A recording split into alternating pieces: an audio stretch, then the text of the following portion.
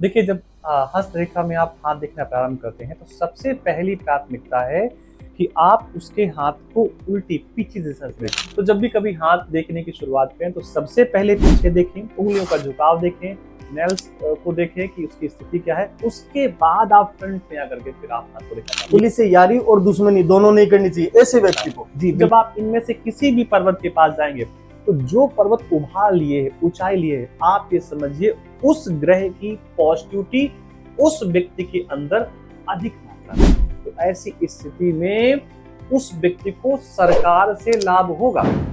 सूर्य जिसका मजबूत होता है वो व्यक्ति किसी से दबता नहीं, बिल्कुल नहीं, किसी से डरता नहीं है। बिल्कुल नहीं, ये बात साबित होती है यहाँ मोदी जी के लिए। बिल्कुल। मोदी जी कोई बात को बोलते हैं तो बड़े से बड़ा नेता भी गंभीर होकर सुनता है, उनके विपक्ष वाले भी एकदम गंभीर होकर सुनते हैं। चंद्र पर्वत से व्यक्ति की मानसिक स्थिति को समझा जा सकता है। अगर व्यक्ति का चंद्र पर्वत कमजोर है तो आप ये समझिए वो व्यक्ति आगे बढ़ ही नहीं सकता। केवल सूर्य के पर्वत की मन के हारे हार है, मन के हारे जीत। मंगल के बारे में थोड़ा सा कुछ बताइए। मंगल पर्वत कहाँ है, क्या दे सकता है और क्या ले सकता है? जिनका मंगल स्ट्रांग होता है, मंगल मजबूत होता है, तो आप ये समझिए कि ऐसा व्यक्ति प्रशासन के पद में आगे बढ़ सकता है। जब व्यक्ति का समय थोड़ा सा डिस्टर्ब होता है, जब उसके पास धन की स्थितियां कमजोर होती हैं, तो फिर वो मंदिर का घंटा बजाना शुरू करता है, फिर वो बाबा जी बनना शुरू करता है, फिर वो पूजा पाठ कंठी माला। अच्छा, कौन से धाम जाएं? अब यहाँ धाम जाते हैं, अब वहां धाम जाते हैं। मतलब ये द्वीप का निशान मस्तिष्क रेखा पर बन जाए, डॉक्टर कितना भी स्कैन कर ले सर को, रोग नहीं ढूंढ पाएगा।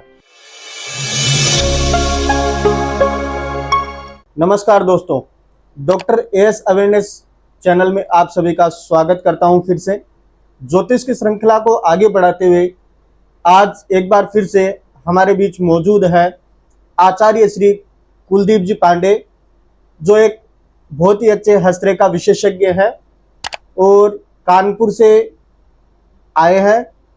दोस्तों, ज्योतिष की अलग अलग विधाओं में हम लोग आपके पास में विशेषज्ञों को लेके आते हैं। कभी टेरो कार्ड रीडर, तो कभी वैदिक एस्ट्रोलॉजर, कभी तांत्रिक, कभी पामिस्ट।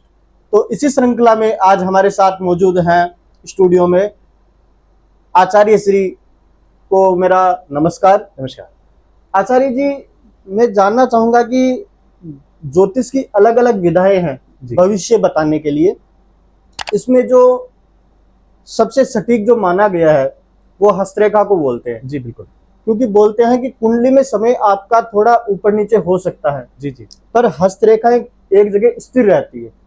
तो पहला मेरा सवाल ये होगा आपसे कि क्या हस्तरेखा भी चेंज होती है कभी? बिल्कुल चेंज होती है। हस्तरेखा प्रमुख रूप से चेंज ऐसे होती है कि हाथ में कुछ 7 प्रमुख रेखाएं होती हैं जो चेंज नहीं होती। उन 7 प्रमुख रेखाओं के साथ कुछ सपोर्टिव रेखाएं होती हैं जो मन की सोच के अनुसार चेंज होती रहती हैं। उदाहरण के रूप में, अगर आपके मन में निगेटिव ख्याल आ रहे हैं या किसी कारण से कहीं से कोई निगेटिव वाइब्रेशन आपके दिमाग में डाला जा रहा है, तो आपकी जो मस्तिष्क रेखा है उसमें चेंजमेंट आ जाएगा, उसमें बबल्स आ जाएगा, उसमें क्रॉस आ जाएगा। और ऐसा देखा गया है। और ये जो सपोर्टिव रेखाएं चेंज वाली होती हैं, ये 6-6 महीने में चेंज होती रहती हैं। उदाहरण के रूप में, अगर आपको डर लगने लगे अपने शरीर से संबंधित, स्वास्थ्य से संबंधित, बॉडी से संबंधित, तो उससे क्या होगा? उससे ये होगा कि जो आपकी लाइफ लाइन है वहां पर कुछ कट या कुछ क्रॉस उस समय तत्काल में उपस्थित हो जाएंगे। सारी चीजें डिपेंड करती हैं आप सोचते कैसे। तो आचार्य जी, हम सबसे पहले जानना चाहेंगे कि कोई जातक आपके पास में आता है तो हाथ देखने से पहले क्या प्रक्रिया होती है? कि सीधा हथेली पे हम देखें कि उसको रेखा को देखें या ब्रेसलेट मणिबंध रेखा को देखें? कहाँ से प्रारंभ होता है? देखिए, जब हस्तरेखा में आप हाथ देखना प्रारंभ करते हैं तो सबसे पहली प्राथमिकता है कि आप उसके हाथ को उल्टी पीछे दिशा से देखें। आपने उसके हाथ को ऐसे रखवाना है, उसकी उंगलियों की बनावट को देखना है, उसके नेल्स को देखना है, उसके नेल्स के झुकाव किस तरफ की ओर है, वो किस प्रकार कटे हैं, कमजोर हैं, स्ट्रांग है, मजबूत हैं। और जब आप इतना देख लेंगे तो आप बैक साइड से देख करके ही उसके फ्रंट साइड की पर्वतों की स्थिति को भी आप केवल पीछे के हाथ से देख करके, बनावट से देख करके आप समझ सकते हैं। उदाहरण के रूप में, जब आप इस हाथ को जैसे देख रहे हैं, अब आप ने गुरु की उंगली को देखा, किसी कारण से गुरु की उंगली का झुकाव दूसरी तरफ शनि की उंगली की ओर है या अंगुष्ठ की ओर है, इसका जो नेल्स का झुकाव दोनों में से किसी की ओर भी है, तो ऐसी स्थिति में आप व्यक्ति को सीधा सा कह सकते हैं कि गुरु बुद्धि का प्रतीक है, विद्या का प्रतीक है, वाणी का प्रतीक है, विचार का प्रतीक है, सोच का प्रतीक है। अब ये उंगली तो आपकी टेढ़ी हो गई, फिर जितने प्रतीक थे ये अगर आप स्वयं से डिसीजन लेते हैं तो आपके लिए नकारात्मक साबित हो सकता है। ऐसी स्थिति में क्या करें? ऐसी स्थिति में एक किसी पंडित जी को पकड़ लें और उन पंडित जी से आप इस बात के लिए संपर्क करते हैं, जब भी कोई काम करें उनसे पूछ लें, आचार्य जी मैं कार्य कर लूँ, मैं ये कार्य कर लूँ, क्योंकि आपकी गुरु की उंगली टेढ़ी है। और अगर आपने स्वयं से कोई कार्य किया तो कुछ देर बाद आपके द्वारा लिया गया निर्णय ही आपको अच्छा नहीं लगेगा। उदाहरण के रूप में मैं ऐसे कई लोगों को जानता हूँ जो शर्ट लाते हैं, बहुत मस्ती से लाते हैं, बढ़िया से खरीद के लाते हैं, 2 दिन पहनते हैं फिर हटा देते हैं। क्यों? क्योंकि उस शर्ट की परचेजिंग में उनकी अपनी बुद्धि का उपयोग है। गुरु की उंगली टेढ़ी है, आपका डिसीजन आपके लिए सुटेबल नहीं है, ये आप मान करके चलिए, इसमें कहीं कोई डाउट वाली स्थिति नहीं। तो ये आप केवल पीछे के हाथ की स्थिति को देख करके आप समझ सकते हैं। उदाहरण के रूप में अगर सूर्य की उंगली में जब आप पीछे से देख रहे हैं, अगर ये आपका नील्स टेढ़ा है, सूर्य प्रमुख रूप से राज सत्ता का कारक है, सूर्य प्रमुख रूप से सरकार का कारक है, सूर्य प्रमुख रूप से शासन का कारक है, और ऐसी स्थिति में आपकी उंगली टेढ़ी है तो आपको इन सभी चीजों से सावधान रहने की आवश्यकता है। क्योंकि आप थोड़ा भी कुछ पुट करेंगे, कुछ भी प्रक्रिया करेंगे और थोड़ा भी कहीं मिस्टेक हो गया तो सामने वाला आपके ऊपर हावी हो सकता है, क्योंकि आपका जो सूर्य है उस सामने वाले सूर्य की अपेक्षा कमजोर है। वो मालूम कैसे पड़ेगा? जब आप पीछे से हाथ को देख रहे हैं। तो जब भी कभी हाथ देखने की शुरुआत करें तो सबसे पहले पीछे देखें, उंगलियों का झुकाव देखें, नेल्स को देखें कि उसकी स्थिति क्या है, उसके बाद आप फ्रंट में आकर के फिर आप हाथ को देखना। ये बड़ी अच्छी बात कही कि जब सूर्य की अंगुली शनि की ओर झुकाव हो तो गवर्नमेंट से रिलेटेड ये कहावत यहाँ सूट हो जाती है कि पुलिस से यारी और दुश्मनी दोनों नहीं करनी चाहिए ऐसे व्यक्ति को। जी बिल्कुल बिल्कुल, जिसकी सूर्य अंगुली शनि की ओर झुकी हो। जी बहुत बढ़िया बात बताई आपने। अच्छा, ये भी मैंने देखा है कि जितने भी बड़े संत हुए हैं, विद्वान हुए हैं, या आज के समय में मैं ज्यादा जिनको सुनता हूँ, लाइक करता हूँ, सुधांशु जी, बीजेपी के राष्ट्र प्रवक्ता, जी जी, उनकी गुरु अंगुली सबसे लंबी है। जी बिल्कुल। उनसे यह भी साबित होता है कि व्यक्ति ज्ञानी है। आप कभी देखिए, जब संत महात्मा कभी जप करते हैं तो जप की मुद्रा क्या है? वो ए मुद्रा है। हाँ। इसको दबा करके रखते हैं। इस उंगली में हिंदी का शब्द है, हो सकता है आपको ना आता हो, चैत, बैसाख और जेठ, इन तीनों महीने गर्मी इसमें होती है। हाँ। अगर इसको हम कई बार आपकी ओर दिखाएं, उंगली दिखाएं, तो पहली चीज तो आपको बड़ा खराब लगेगा। हाँ। तत्काल में रिएक्शन ये होगा कि आप उंगली हटाइए, उंगली मत दिखाइए। दूसरा क्या है, अगर इस उंगली को किसी पुष्प की ओर दिखा दिया जाए तो पुष्प के बाद फल बनता है, तो स्थिति क्या होगी कि फल बनेगा ही नहीं, क्योंकि आपने उसको उंगली दिखा दी। लोग कहते हैं ना उंगली कर दी, तो ये उंगली है। अच्छा है कि ये उंगली जब बड़ी है आपकी, यानी कि आपका गुरु बहुत मजबूत है, और जब गुरु बहुत मजबूत है तो फिर सामने वाला टिक कैसे सकता है? तो जो आपने सुधांशु जी का नाम लिया, उनकी स्थिति यही है कि उनकी उंगली जब हम कई बार देखते हैं वो ऐसे खड़ी रहती है, ऐसे हाँ। स्ट्रेट रहती है, और जब वो स्ट्रेट रहती है तो सामने वाला पहले से कितना भी क्यों ना उछल रहा हो, लेकिन जब वो आप बोलते हैं तो फिर वो सामने से शांति हो जाता है। कारण क्या है? गुरु का स्ट्रांग होना। आप एक चीज, बड़ी आसानी सी बात है, कहावत है कि जब व्यक्ति का गुरु स्ट्रांग हो या सपोर्टिव व्यक्ति जो गुरु है, अगर वो सपोर्ट करने वाला स्ट्रांग है तो व्यक्ति जमीन से उठ करके आसमान में पहुंच सकता है। अब यहाँ पर जिसकी स्वयं की उंगली इतनी स्ट्रांग है वो कितना स्ट्रांग होगा? तो ये गुरु पर्वत से आप देख सकते हैं। बहुत बढ़िया। अच्छा, अब हम पर्वतों पे आते हैं कि हम दर्शकों को बताना चाहेंगे कि पर्वत कहाँ कौन से होते हैं, थोड़ा सा इसके बारे में आप बताइए। हाथ में कुंडली में तो हमें पता है कि ये नवग्रह एकदम स्पष्ट लिखे हुए थे, सूर्य पहले घर में है, चंद्रमा 5वें घर में है।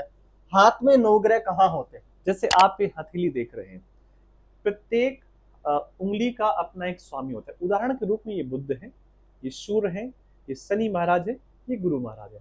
तो यहाँ पर 4 उंगलियां, और चारों उंगलियों के पर्वत जहां से उंगली समाप्त होती है वहीं पर। जैसे ये गुरु का पर्वत है, ये आपका शनि का पर्वत है, ये आपका सूर्य का पर्वत है, अब ये आपका बुध पर्वत है। अब प्लैनेट तो होते हैं यहाँ पर 9, तो ऐसी स्थिति में 5 बाकी सारे कहाँ चले गए। तो ऐसी स्थिति में जब आप और बारीकी से देखेंगे तो अंगूठे के जो नीचे का हिस्सा है ये वाला शुक्र पर्वत कहलाता है। जब इस शुक्र पर्वत से और आप साइड में पहुंचेंगे तो ये आपका चंद्र पर्वत कहलाता है। ये स्थान और ये स्थान, दो स्थान आपके मंगल के पर्वत कहलाते हैं। जब आप इस अंगूठे के इस वाले स्थान को ब्रेसलेट के पास रखेंगे और ये ब्रेसलेट के पास रख करके जहां ये पहुंचेगा तो ये स्थान केतु को कहलाया जाएगा। और जब अपने ही अंगूठे से इस स्थान को ब्रेसलेट पे ऐसे ऐड करेंगे और जहां ये पहुंचेगा तो ये मध्य का स्थान जो है वो राहु का कहलाया जाएगा। अब अपने हाथ पे आप स्वयं देखिए कि जो पर्वत आपका बहुत उठा हुआ है, स्ट्रांग है, आपके अंदर उस पर्वत की विशेषताएं ज्यादा हैं। उदाहरण के रूप में अगर ये शुक्र पर्वत आपका दबा हुआ है, आप कितने भी देखने में अच्छे हो, स्मार्ट हो, अगर ये शुक्र पर्वत आपका दबा हुआ है तो आपकी स्थिति क्या होगी कि आज आपने ये कुर्ता पहन रखा है, कल जब आप अपने घर से निकलेंगे तो आपके मन में आएगा एक ही दिन का तो पहना हुआ है, इसको फिर पहन लेते हैं। फिर परसों मन में आपके ये आएगा कि चलो ऑफिस पहन के नहीं जाते, घर वाले कार्य में इसको पहन करके उपयोग कर लेते हैं। शुक्र अगर कमजोर है तो व्यक्ति के पास कितनी भी व्यवस्थाएं क्यों ना हो, वो साधारण सा जीवन जीना व्यतीत करना पसंद करता है। ये पर्वतों से हम देख सकते हैं। और प्रमुख रूप से कैसे मालूम पड़े, पर्वतों का उभार होता है। जब आप भारतवर्ष के मानचित्र पर देखेंगे तो मालूम पड़ेगा पर्वत, तो पर्वत कैसे मालूम पड़ता है, पर्वत उभार में होता है, ऊंचाई पे होता है। तो जब आप इनमें से किसी भी पर्वत के पास जाएंगे तो जो पर्वत उभार लिए है, ऊंचाई लिए है, आप ये समझिए उस ग्रह की पॉजिटिविटी उस व्यक्ति के अंदर अधिक मात्रा में है। मतलब जिस ग्रह का जो पर्वत उभरा हुआ होगा वैसी पर्सनैलिटी जातक की होती है। बिल्कुल बिल्कुल। तो बहुत बढ़िया है। तो हम जानना चाहेंगे कि हम 9 ग्रहों पे ही बात कर ले कि व्यक्तियों की, ताकि जो दर्शक देख रहे हैं वो अपने हाथ में देख के पता कर सकते हैं कि मेरा ये पर्वत उभरा है तो मेरी पर्सनैलिटी ऐसी है। तो शुरू में हम सूर्य से प्रारंभ करते हैं। सूर्य जिसका पर्वत उभरा हुआ होगा उसकी पर्सनैलिटी कैसी हो सकती है? एक चीज यहाँ पर मैं और बताना चाहूंगा कि कभी पर्वत उभरा होता है और कभी पर्वत दबा हुआ होता है, और दबे हुए पर्वत की ताकत उभरे हुए पर्वत से कई बार ज्यादा होती है। उसका कारण क्या है? उसका कारण ये है, जैसे उदाहरण के रूप में मेरे हाथ पर आप देखें तो ये सूर्य पर्वत है, आपको दबा हुआ दिखाई देगा। दबने का कारण क्या है? दबने का सिर्फ और सिर्फ एक कारण है कि इसमें सूर्य की लाइन निकल चुकी है। तो जो उभरा हुआ पर्वत था, उस उभरे हुए पर्वत की जो ताकत थी, अब जब यहाँ पर सूर्य रेखा निकल गई तो उस पर्वत से इसकी ताकत ज्यादा होगी। तो पहले तो आपको ये समझना होगा, केवल उभरे हुए पर्वत को देख करके नहीं समझेंगे। अब कोई यहाँ हस्तरेखा को देख करके अपने हाथ को टटोल रहा है कि मेरा तो पर्वत दबा हुआ है, तो वो घबराए नहीं, उसमें देखिए कहीं कोई लाइन तो नहीं है। अगर लाइन है तो भी आप उस पर्वत को स्ट्रॉन्ग समझिए। आपका प्रश्न है कि सूर्य पर्वत अगर उभरा हुआ है तो क्या स्थिति होगी? ऐसे व्यक्ति की सबसे पहली पर्सनैलिटी होगी कि जब वो व्यक्ति बोलना प्रारंभ करता है तो सामने वाले बिल्कुल शांत होकर के उसको सुनते हैं, बिल्कुल उसके सामने नहीं बोलते। अगर सूर्य पर्वत स्ट्रॉन्ग है तो बड़े से बड़े पद में बैठा व्यक्ति उस साधारण व्यक्ति के साथ बड़ी सामान्य भाषा से बात करता है, क्योंकि उसका सूर्य पर्वत स्ट्रॉन्ग है। भाई आपके अंदर भी एक सूर्य है, मेरे अंदर भी सूर्य है। अब आपका सूर्य अगर मेरे से डाउन है तो भले ही आप बहुत बड़े पद में हो, लेकिन जब मेरे से आप बात करेंगे, मुझसे बात करेंगे, तो मेरा वाला सूर्य कहीं ना कहीं आपको थोड़ा सा नीचे नीचे बैठालने का, कमजोर करने का प्रयास करेगा। तो सूर्य अगर स्ट्रांग है तो पहली प्राथमिकता है कि व्यक्ति सरकारी पद में जाता है। अब यहाँ प्रश्न होता है कि सरकार में नौकरियां निकलती नहीं है, और मैं कह रहा हूं कि सूर्य में अगर कोई लाइन है तो सरकारी पद में जाएगा। तो ऐसी स्थिति में उस व्यक्ति को सरकार से लाभ होगा। उदाहरण के रूप में, जैसे आप भी एस्ट्रोलॉजर हैं, आप भी कुंडलियां देखते हैं। अब आपके हाथ पे अगर मैं देखना चाहूं थोड़ा सा, तो आपके हाथ पे ये कई सारी सूर्य रेखाएं हैं। अब आप तो गवर्नमेंट आदमी है नहीं, तो यहाँ पर मेरी बात झूठी हो जाएगी कि पंडित जी आप तो कह रहे हैं कि सूर्य रेखा होने से व्यक्ति सरकारी पद में होता है। तो सरकारी पद में आप भले ही ना हो, लेकिन आपके जो क्लाइंट होंगे, अगर आपके पास 20 क्लाइंट हैं तो 11 क्लाइंट सरकारी होंगे, बाकी सारे नॉर्मल होंगे। अब आपसे मैं प्रश्न पूछना चाहता हूँ, आप इसमें कुछ बताइए, क्या ऐसी स्थिति आपके साथ है? हाँ, अधिकांश मेरे पॉलिटिक्स से ज्यादा कनेक्शन रहता है, राजनेताएं ज्यादा मेरे क्लाइंट रहते हैं। और ये आपने बहुत अच्छी बात बोली कि सूर्य जिसका मजबूत होता है वो व्यक्ति किसी से दबता नहीं है, बिल्कुल नहीं, किसी से डरता नहीं है। बिल्कुल नहीं, ये बात साबित होती है या मोदी जी के लिए। बिल्कुल। मोदी जी कोई बात को बोलते हैं तो बड़े से बड़ा नेता भी गंभीर होकर सुनता है, उनके विपक्ष वाले भी एकदम गंभीर होकर सुनते हैं। बिल्कुल। बहुत अच्छी बात। आगे हम बढ़ते हैं कि चंद्र पर्वत से क्या हो सकता है। चंद्र पर्वत से व्यक्ति की मानसिक स्थिति को समझा जा सकता है। अगर व्यक्ति का चंद्र पर्वत कमजोर है तो आप ये समझिए वो व्यक्ति आगे बढ़ ही नहीं सकता। केवल सूर्य के पर्वत मजबूत होने से आप ये नहीं कह सकते बहुत आगे बढ़ जाएगा। चंद्र पर्वत का होना, मजबूत होना बहुत आवश्यक है। वेद का मंत्र है कि चंद्रमा मन का कारक है। और एक आम जनधारणा रहती है कि मन के हारे हार है, मन के जीते जीत। तो अगर आपका चंद्रमा कमजोर है तो आप बहुत कुछ सोच ही नहीं सकते। तो किसी भी व्यक्ति के आगे बढ़ने में सूर्य पर्वत के साथ उसका चंद्रमा मजबूत होना चाहिए। उदाहरण के रूप में कोई पतला दुबला व्यक्ति किसी मोटे व्यक्ति को पीट रहा है।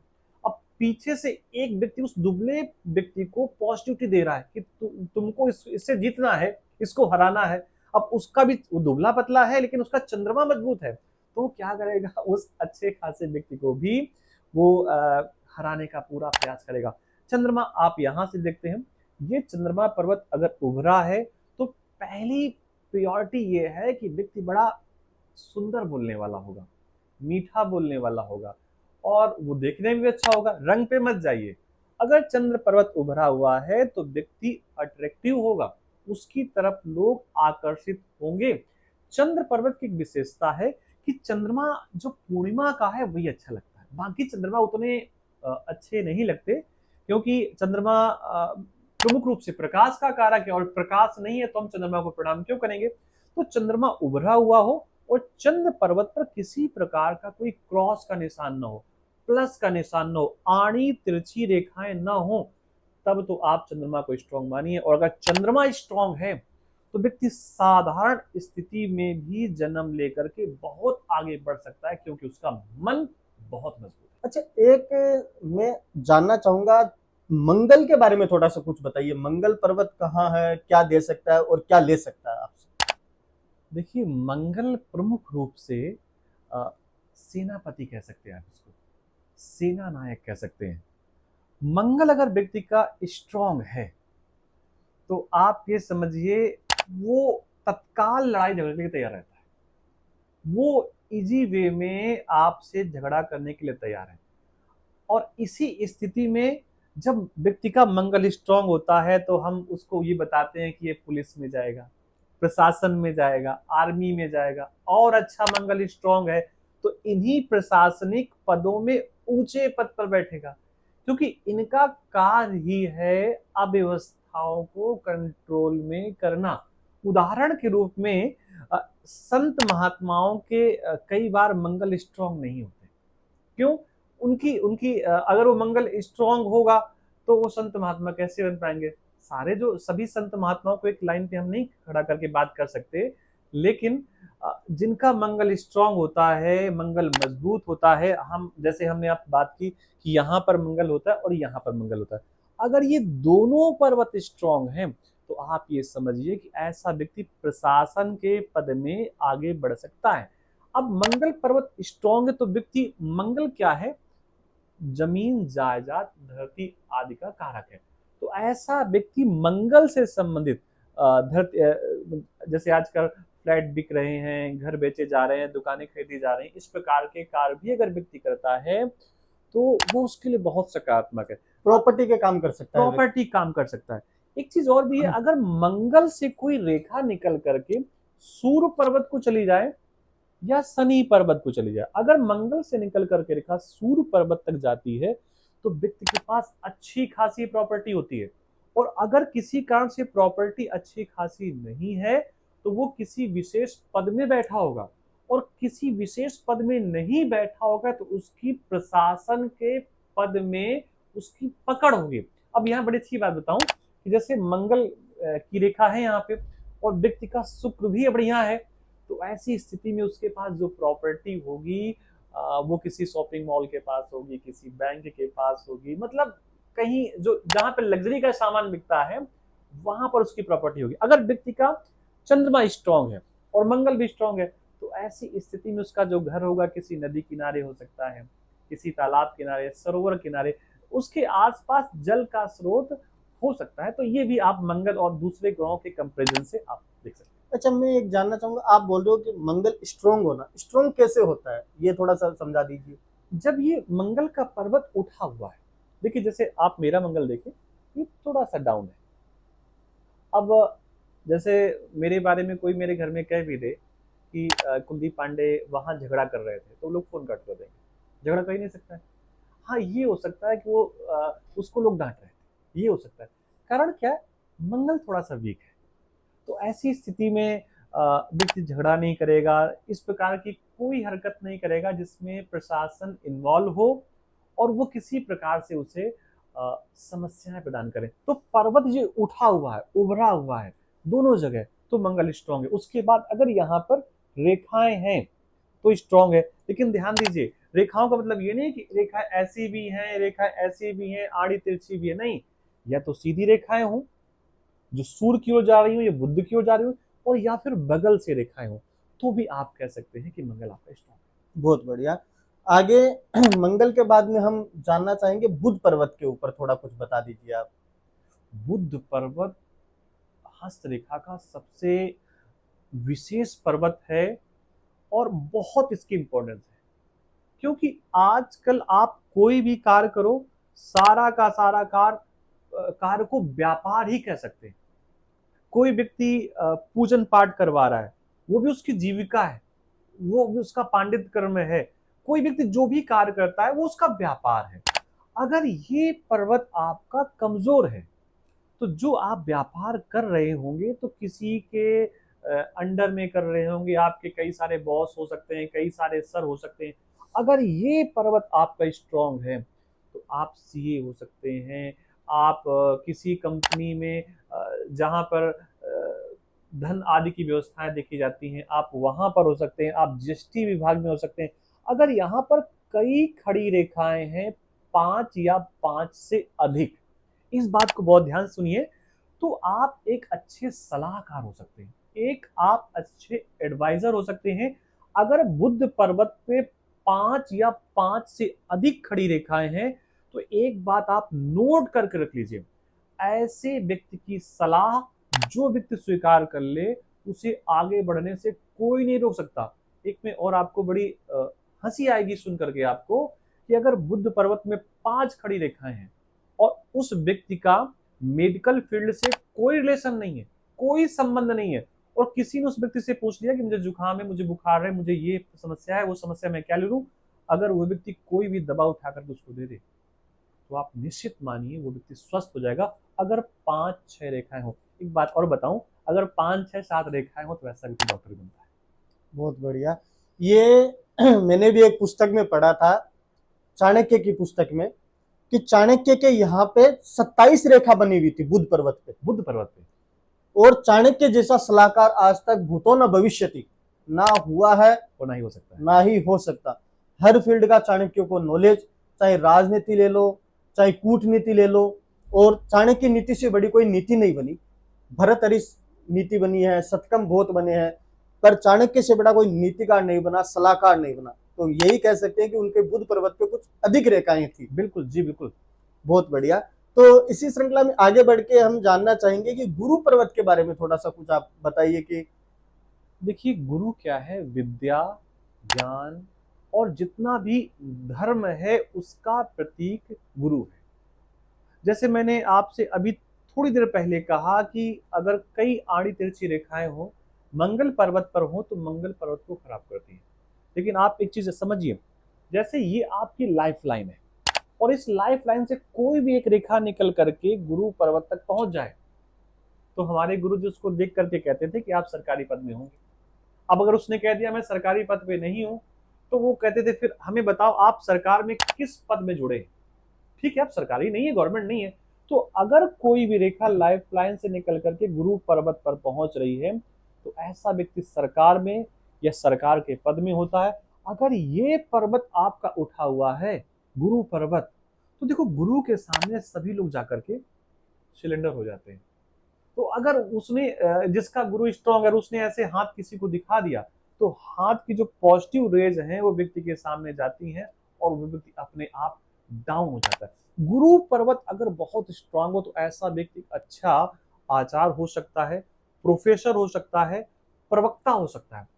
इसी गुरु पर्वत के स्ट्रांग होने के साथ साथ जो ये सबसे छोटी उंगली है, ये है तो सबसे छोटी उंगली लेकिन बड़े कमाल की उंगली है। अगर इस उंगली का ये वाला पर्व, बहुत ध्यान समझिए, सूर्य पर्व की ऊपर की जो रेखा है इसको क्रॉस करके आगे बढ़ जाए और गुरु पर्वत उच्च हो, दोनों चीजें हो, तो आप ये निश्चित मानिए ऐसा व्यक्ति जो सोच लेता है वो कर लेता है, जो चाहता है वो पा लेता है। थोड़ी सी यहाँ पर कंडीशन अप्लाई है कि चाहत और पाना वो उसके एटमॉस्फेयर के अकॉर्डिंग हो। भाई वो गांव का व्यक्ति है, अब वो चाहता है मैं सरपंच बनना चाहता हूँ तो सरपंच तो बन जाएगा। अब वो साधारण से गांव का व्यक्ति कह दे कि नहीं मुझे तो बहुत बड़े पद में पहुंचना है, तो ये तो नहीं कह सकते। लेकिन हाँ, अगर ये रेखा आपकी बड़ी हुई है और गुरु पर थोड़ा स्ट्रांग है तो उसकी मन की अभिलाषाएं अवश्य ही पूरी होती है। मतलब देश काल परिस्थिति को भी जानना पड़ेगा। बिल्कुल बिल्कुल। बहुत बढ़िया। और आजकल जो सबसे ज्यादा पॉडकास्ट के ट्रेंड में जो चल रहा है, जी जी शुक्र, जी। कि कलयुग का राजा है शुक्र, भोग विलासिता को देने वाला शुक्र है। तो शुक्र के बारे में क्या है हस्तरेखा में? देखिए जैसे ये आपका माइक है, तो ये इसकी जो बनावट है, गुलाई है, जैसे आपका कप है, जो कुछ भी है, ये जो भी आपने बना रखा है, ये सारा का सारा आपका शुक्र है। आप चाहते तो हम एक 4 कोने के स्टूल में बैठा सकते थे। जो 4 कोने का आप स्टूल बैठालते उसमें कोने निकले हुए होते, तो जो कोना निकल आता वो वहां पे मंगल हो जाता, और जहां पे ग्लैमर आ जाता है वो सारा शुक्र है। आप बताइए ऐसा कौन व्यक्ति है जो ग्लैमर नहीं चाहता? एक साधारण से गांव का व्यक्ति और दिल्ली में बैठा बहुत बड़ा व्यक्ति, हर एक व्यक्ति आजकल रील बना रहा है। रील में है क्या, 2 4 500 200 उसको लाइक मिल गए और लोगों ने कहा हाँ हाँ वाह वाह बहुत अच्छे बहुत अच्छे। तो शुक्र के पीछे दौड़ कौन नहीं रहा है? दौड़ तो हम भी रहे हैं। अगर हम चाहते तो सस्ता सा किसी कलर का कुर्ता पहन करके बैठ जाते, तो हम भी तो कहीं न कहीं शुक्र की तलाश में हैं। देखिए हमारी जो भी चाहत है वो सारी की सारी चाहत शुक्र से है। आप थोड़ा एग्जाम्पल लीजिए, जितनी भी फिल्में भारतवर्ष में निकलती हैं प्रमुख रूप से मुंबई से, वो सारी की सारी फिल्में शुक्रवार को रिलीज होती है। संडे को क्यों नहीं रिलीज होती? संडे को तो छुट्टी रहती है। कारण क्या है? फिल्मों में केवल ग्लैमर है, फिल्मों में केवल और केवल प्रदर्शन है। तो जितना प्रदर्शन है वो सारा का सारा शुक्र पे निर्भर करता है।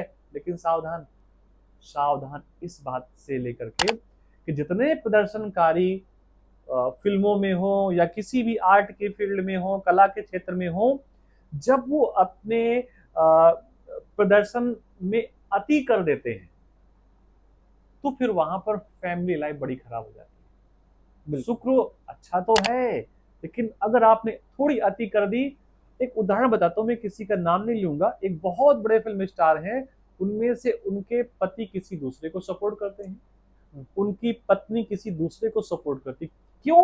क्योंकि आपने शुक्र को इतना ज्यादा दिखा दिया कि अब कुछ बचा ही नहीं और फाइनली स्थितियां बड़ी खराब हो जाती है।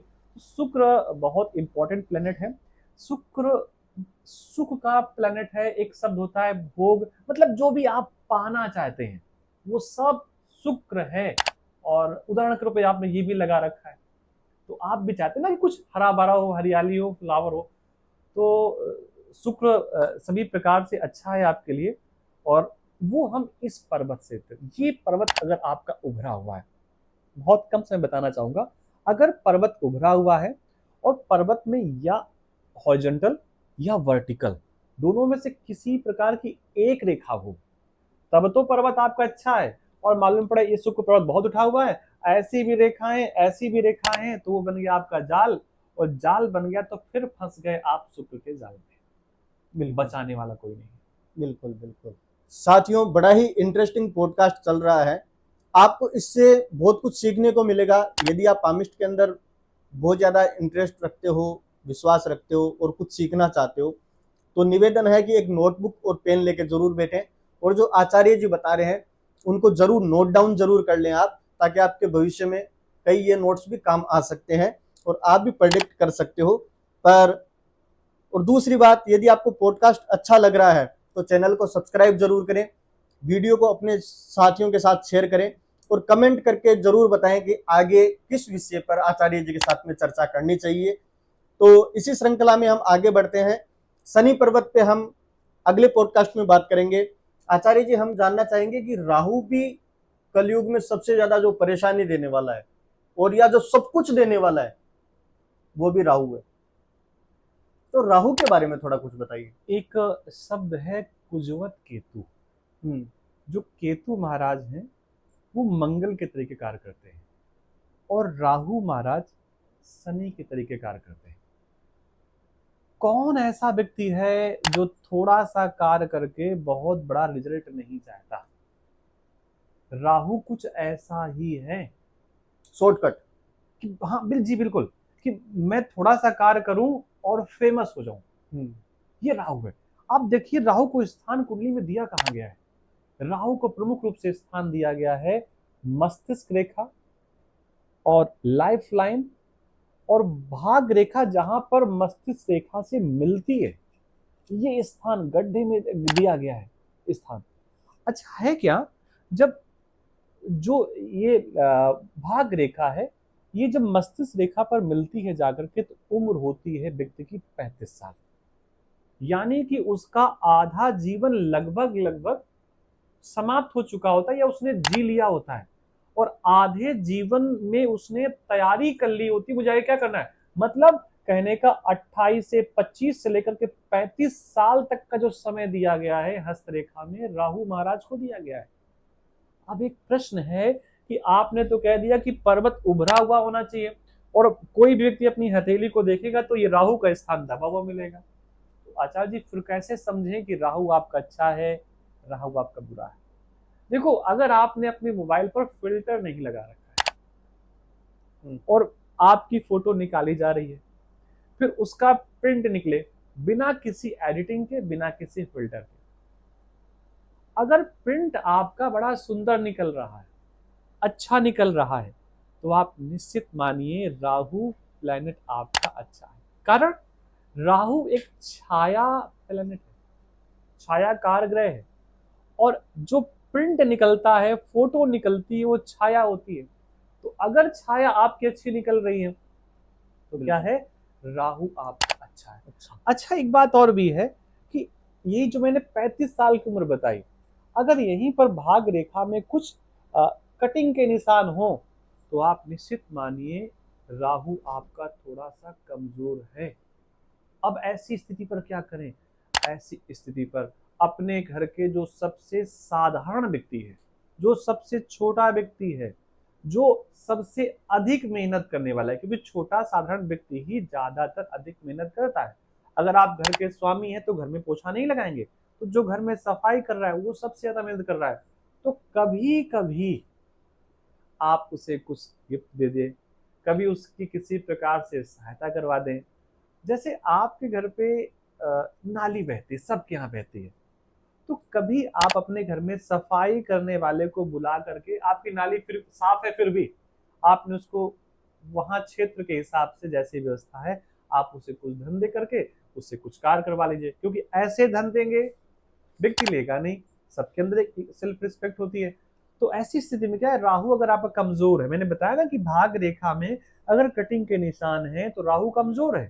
तो ऐसी स्थिति में आप अपने से छोटे व्यक्ति को, साधारण व्यक्ति को कुछ सम्मान दे करके, कुछ सहायता करके अपने राहु प्लैनेट को आप अच्छा कर सकते हैं। और राहु अगर अच्छा है तो चीजों को बढ़ा देगा। आप ऐसे खड़े हैं और अगर इधर से फोकस मारा जाए तो जो पीछे लाइट जाए, छाया जाएगी, वो आपसे कई गुना बड़ी होगी। राहु चीजों को बढ़ा देता है, एक्सपेंड कर देता है। तो राहु को प्रसन्न रखना भी अब बहुत आवश्यक है। बहुत बढ़िया। और केतु के लिए क्या है, और केतु में कौन से निशान शुभ मानते हो आप? केतु क्या चाहता है केतु? ये चाहता है कि ये सब छोड़ो, आप ये सारे कपड़े आप कहीं दे आओ, दान कराओ, केतु चाहता है।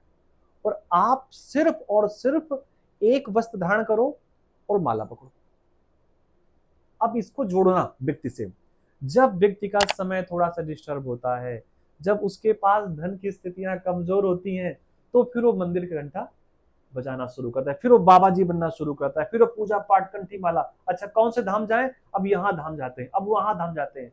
मतलब मंदिर देखा, उसने प्रणाम किया, अच्छी बात है, लेकिन पहले नहीं करता था। कब करना प्रारंभ करेगा? जब राहु डंडा मारेगा। तो राहु चाहता क्या है? राहु ये चाहता है कि आप सब कुछ छोड़ दो। केतु, क्षमा करें, केतु केतु चाहता है आप सब कुछ छोड़ दो और बस केवल अध्यात्म में लग जाओ। अच्छा, एक बात यहां पर बड़ी आसानी से समझने वाली है। अगर आप बिजनेसमैन हैं, आप व्यापारी हैं, आप नौकरी वाले हैं, और कभी न कभी केतु का समय आएगा। समय सबका आता है, सबका समय आता है। जब केतु का समय आएगा तो सारे कार्य आपके डिस्टर्ब करेगा। आपसे कहेगा सब छोड़ो, पूजन पाठ पे आ जाओ। उपाय क्या है? उपाय उस समय उपाय काम नहीं करता जब आप बहुत ज्यादा परेशान हो। अगर पहले से ही प्रिकॉशन लिया जाए, तो आप व्यापार कर रहे हैं, आप नौकरी कर रहे हैं, आप पूजा पाठ जो भी कर रहे हैं, आप 2 से 5 मिनट का समय निकाल करके भगवान को प्रणाम करें। अच्छा, जब आप प्रणाम करेंगे तो राहु देखेगा, अच्छा ये तो पूजन पाठ पे लगा हुआ है, चलो ये तो अपना आदमी है, इसको बढ़ने दो, आगे जो कर रहे हैं करने दो। राहु आपको रोकता है, आपके व्यापार को, तमाम चीजों को रोकता है। रुकेगा कब व्यापार आपका? नहीं, जब आप किसी देवता की शरण में चले जाए। बहुत बढ़िया। मतलब शुक्र का अपोजिट रहता है केतु। जी जी, केतु केतु। तो शुक्र जितना धन संपदा माया में फंसाता है, केतु माया से दूर करता है, दूर करता है, दूर करता है। विरक्ति का कारक है केतु। जी बिल्कुल। बहुत बढ़िया। तो आचार्य जी, हम ये जानना चाहते हैं कि दोनों हाथों को देखना जरूरी होता है, या कई लोग बोलते हैं कि मेल का राइट हाथ देखो, फीमेल का लेफ्ट हाथ देखना चाहिए। ये क्या भ्रांति है या कितनी सच्चाई है इसमें? जब हम अपने गुरु जी के पास गए तो ये प्रश्न बिल्कुल रहते हैं, ये पत्नी का है। तो हम उस समय 22-23 साल के थे, विवाह की कहीं कोई स्थिति दिख नहीं रही थी। तो हमने कहा अब हम इससे क्या समझे भाई, पत्नी का हाथ तो आप कह रहे हैं, अब पत्नी तो है नहीं तो उसका हाथ मेरे पास कैसे आ गया? उन्होंने कहा कि दोनों हाथ आपको देखने चाहिए। आप जिस हाथ से कार्य कर रहे हैं, आप मेल हैं फीमेल हैं, कोई मैटर नहीं करता। आप किस हाथ से अपने कार्य को प्राथमिकता दे रहे हैं, वो हाथ आपको देखना चाहिए। फिर बायां हाथ का उपयोग क्या है? बायां हाथ आपकी गारंटी है। उदाहरण के रूप में, बाएं हाथ में अच्छी भाग रेखा है, दाएं हाथ में अच्छी भाग रेखा नहीं है, इसका मतलब है कि आप एक अच्छा भाग लेकर के आए हैं, लेकिन आप कर्म नहीं कर रहे। दायां हाथ में आपके राइट हैंड में भाग रेखा नहीं है, आप कर्म कर ही नहीं रहे। तो आप जब कर्म नहीं कर रहे, मैंने प्रारंभ में बताया था कि कर्म से रेखाएं बदलती हैं, सोच से रेखाएं बदलती हैं। जब आप कर्म ही नहीं कर रहे तो इधर तो गारंटी है, आपके पास होना चाहिए, लेकिन आप कुछ करना नहीं चाहते। आप सोचते हैं सब लोग करें मैं मौज करूं, तो ऐसे कैसे हो सकता है? कर्म तो करना पड़ेगा आपको। मतलब कहने का मतलब, जो लोग लेफ्टी होते हैं, चाहे वो जेंट्स हो चाहे लेडीज, लेफ्ट हाथ से आप लिख रहे हो तो वो आपको लेफ्ट हाथ ही दिखाना बिल्कुल चाहिए। बिल्कुल। बहुत बढ़िया। अब कई लोग बोलते हैं कि जेंट्स है तो जेंट्स का ये राइट हाथ है, जो लेफ्ट वाला है उसकी पत्नी का। अब मैं ये यहाँ एक आता है कि तो फिर राहुल गांधी लेफ्ट हाथ लेके क्यों घूम रहा है? राहुल गांधी लेफ्ट हाथ लेके क्यों घूम रहा है? जी। बहुत बढ़िया बताया आपने। अच्छा, इसमें कौन से निशान है जो शुभ मानते हो, कौन से अशुभ निशान होते हैं हस्तरेखा में? देखिए, अपने घर में बैठा व्यक्ति अपने आप को अच्छा ही मानता है और बड़ा कंफर्टेबल फील करता है, बड़ा कंफर्ट फील करता है, बड़ा सुकून से बैठता है। जब आप चेयर में बैठेंगे तो ये आपकी चेयर है, तो आप इसमें कैसे बैठ सकते हैं। मैं बैठूंगा तो मुझे लगेगा कहीं मैंने टांग इधर तो नहीं मोड़ दी, उधर तो नहीं मोड़ दी। ज्यादा ज्यादा मैं एक्शन दिखाऊंगा तो मालूम पड़ जाएगा कि अच्छा पहली बार लगता बैठा हुआ है। कहने का मतलब है कि जिस प्लैनेट का जो साइन है, अगर वो उसी पर्वत पे बना हुआ है तो शुभ ही मानिए आप। कुछ साइन ऐसे होते हैं जो कहीं पर भी बने वो हमेशा शुभ होते हैं, और कुछ साइन होते हैं कि अपने पर्वत से हटकर दूसरे पर्वत पर बन गए, अशुभ होते हैं। उदाहरण के रूप में शनि का साइन अगर चंद्र पर्वत पे बन गया तो मानसिक प्रॉब्लम दे देगा आपको। अब यहाँ पर जो सबसे शुभ निशान होता है हाथ पे, वो गुरु के पर्वत में अगर क्रॉस का निशान बना हो, इसको गुणा नहीं बोलेंगे, इसको प्लस का बोलेंगे, और प्लस के साथ अगर जो सनातन धर्म का प्रतीक है स्वास्तिक का निशान बना हो तो बड़ा शुभ माना जाता है।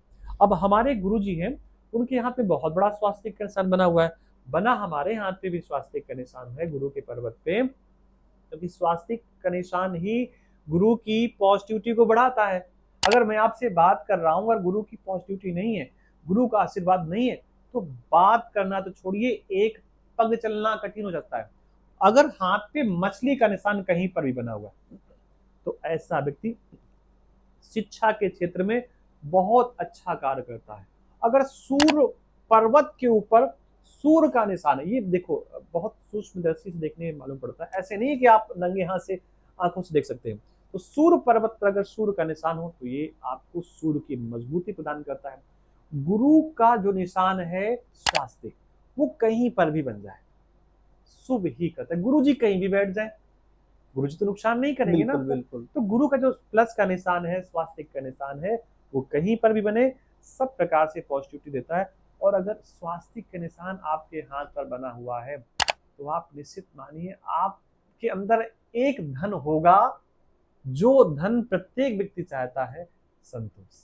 अच्छा आचार्य जी, एक रील बहुत ज्यादा देखने को मिलती है, जो भी पामिस्ट के एक्सपर्ट हैं या ये क्या है, भ्रांति है, मुझे नहीं पता, जी जी हृदय रेखा और मस्तिष्क रेखा के बीच में क्रॉस बन जाता है, जी, ये क्या फल देता है?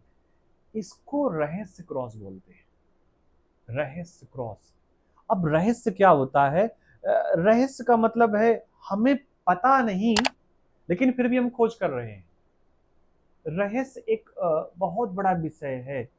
मतलब जैसे जिनके हाथों पे प्लस का निशान बनता है, मैंने प्लस के निशान को बताया आपको, तो इसको रहस्य क्रॉस बोलते हैं। अगर ये क्रॉस बना हुआ है तो ऐसा व्यक्ति छुपी हुई विद्या को समाज में लाने का कार्य करता है। ज्योतिष एक छुपी हुई विद्या है, इसको वो समाज में लाने का प्रयास करता है। वेद, वेदांग, कथाएं, पुराण, तमाम प्रकार की चीजें हैं जिनका हिंदी वर्जन आ गया लेकिन फिर भी हमें समझ में नहीं आता।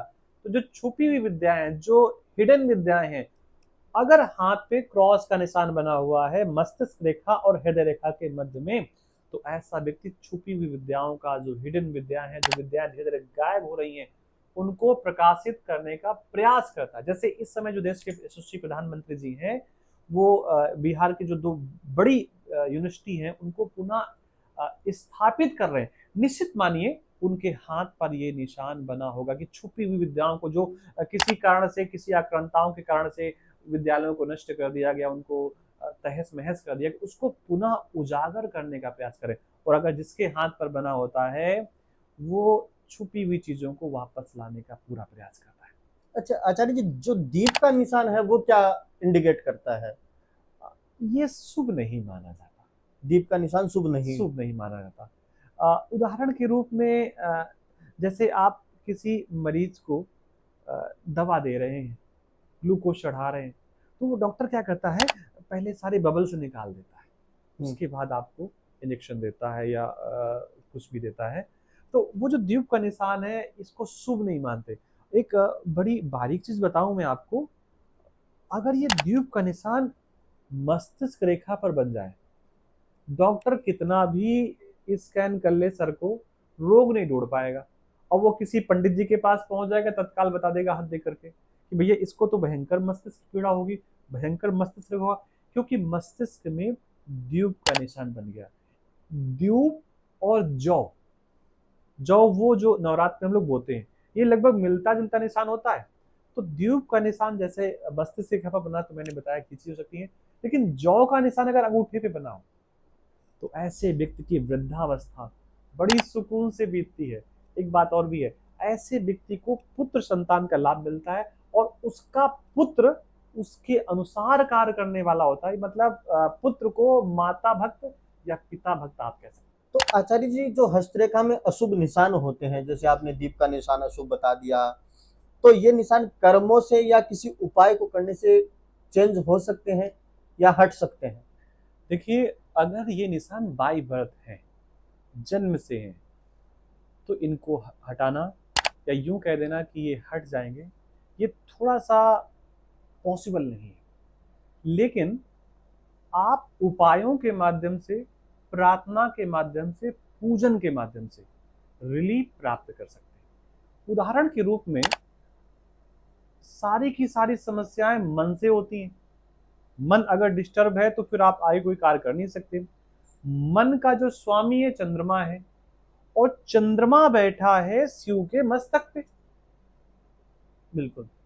तो आप कुछ ऐसा कार्य करें कि चंद्रमा का पूजन होता रहे, चंद्रमा को आप प्रणाम करते रहें, और चंद्रमा अपनी सकारात्मकता आपको देता रहे।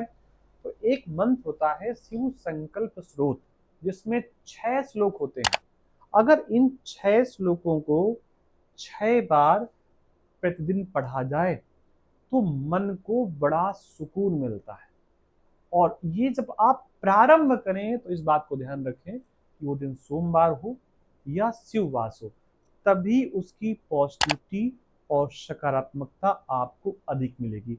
एक और साधारण सा उपाय होता है कि शिव मंदिर में जा करके उत्तर की ओर मुख करके आप बैठें, किसी आसन को बिछा करके, और थोड़ा सा दही लेकर के 108 ग्राम के आसपास आप शिवलिंग पर मलें। और उस समय जब आप मल रहे हो तो आपकी आंखें बंद हो, शिव का आप ध्यान कर रहे हो, और सोचें कि कोई पॉजिटिविटी केदारनाथ से निकल करके या काशी विश्वनाथ से निकल करके शिवलिंग के माध्यम से स्पर्श करते हुए आपके अंदर जा रही है। तो शिवलिंग से तो आपको स्नान कराना है, लेकिन ध्यान ये भी रखना है कि फिर शिवलिंग को उतना साफ करना है कि दही का थोड़ा भी कण वहां पर शिवलिंग के पास बचा न रह सके। अगर ऐसा आप प्रक्रियाएं करते हैं तो निश्चित मानिए आपके मन को सुकून मिलेगा। और ये अगर लंबे समय तक आपने कर लिया तो जो द्वीप का निशान है वो हट भी सकता है, या नहीं भी हटेगा तो भर भी सकता है। बहुत बढ़िया आचार्य जी की आज की चर्चाएं बड़ी इंटरेस्टिंग रही। दोस्तों आप भी बताइएगा कि हमारा पॉडकास्ट आप सभी को कैसा लगा, कमेंट जरूर करिएगा, चैनल को सब्सक्राइब जरूर कर लीजिएगा। दोस्तों एक बात आपको मैं और बताना चाहूँगा, ये पॉडकास्ट सिर्फ बेसिक नॉलेज था। आप अपने जीवन में यदि अप्लाई करना चाहते हो, हस्तरेखा दिखाना चाहते हो, तो किसी विद्वान ज्योतिषी से परामर्श जरूर लें। और आचार्य जी के नंबर डिस्क्रिप्शन में आपको मिल जाएंगे, वहां से आप इनसे कांटेक्ट कर सकते हैं और अपनी पाम रीडिंग करा सकते हैं। दोस्तों आज मैं भी आपको कुछ एक पामिस्ट के लिए उपाय दे सकता हूं कि यदि आपकी हस्तरेखा में कोई भी अशुभ निशान बना हुआ है तो गाय को रोजाना रोटी जरूर दें, और गाय के मुख से लेकर के उसकी पूंछ तक दोनों हाथ से उसको सहलाएं, क्योंकि गाय के अंदर 33 कोटि देवी देवता विराजमान है, जिनके अंदर 9 ग्रहों भी मजबूत मौजूद रहते हैं गाय के अंदर। तो गाय को रोज पहली रोटी दे और गाय के ऊपर मुंह से लेकर के पूंछ तक हाथ फेरें। आचार्य जी हमारे स्टूडियो में आए, इसके लिए बहुत बहुत धन्यवाद आचार्य जी आपका। नमस्कार। आज हम लोग डॉक्टर अमित जी के पास आए हुए हैं, जिनका अपना चैनल है डॉक्टर एएस अवेयरनेस, और इनके साथ बैठ करके हमने पॉडकास्ट किया, और कई जगह करते रहते हैं, कई लोगों से मिलना रहता है। लेकिन अच्छा तब विशेष हो जाता है जब सामने वाला उस विद्या का स्वयं महारथी हो। मुझे पहले नहीं पता था, मुझे लगा कि केवल आप पॉडकास्ट करते हैं, आपके लिए स्टूडियो चलाते हैं। लेकिन जब मैं आपके पास आया और मुझे मालूम पड़ा कि आप ऑलरेडी एस्ट्रोलॉजर हैं, और हस्तरेखा, कुंडली और अनुष्ठान में आप निपुण हैं, तो फिर मेरी खुशी बढ़ गई, क्योंकि जब कोई व्यक्ति सामने जानकार नहीं होता और प्रश्न पूछता है तो उसको कुछ ही बताते रहो, वो बस हाँ हाँ हाँ हाँ करता रहता है। और जब व्यक्ति जानकार होता है तो अपने को भी अच्छा लगता है, सामने वाले से भी कुछ सीखने को मिलता है। मुझे बहुत अच्छा लगा, और आपने मुझे बुलाया, आपका बहुत धन्यवाद। हम फिर मिलते हैं आपके साथ। और दोस्तों यदि आप इनसे कांटेक्ट करना चाहते हो तो डिस्क्रिप्शन में नंबर है। आगे किस तरीके की आपको जानकारी चाहिए कमेंट करके जरूर बताएं। चैनल को सब्सक्राइब करें। हर हर महादेव। जय श्री राम। जय श्री राम।